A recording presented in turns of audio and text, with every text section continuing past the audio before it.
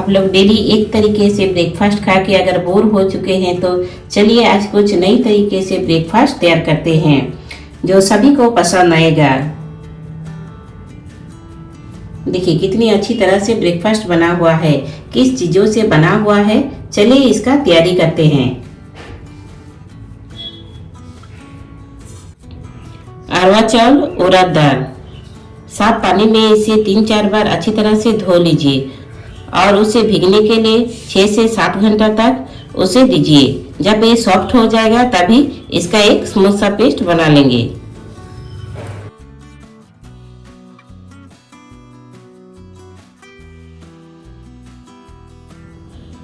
स्वाद अनुसार नमक मिलाइए।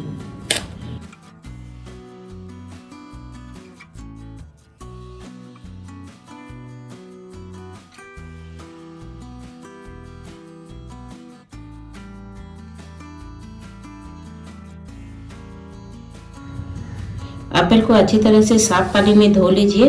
उसके बाद इसका ऊपर का जो छिलका है इसको निकाल लेंगे और कद्दूकस कर लेंगे।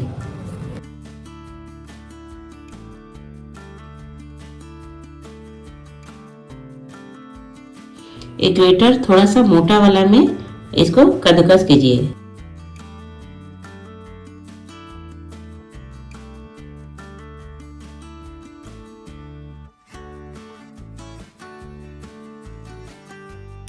पैन गरम हो गया है, अभी इसमें घी ऐड करेंगे।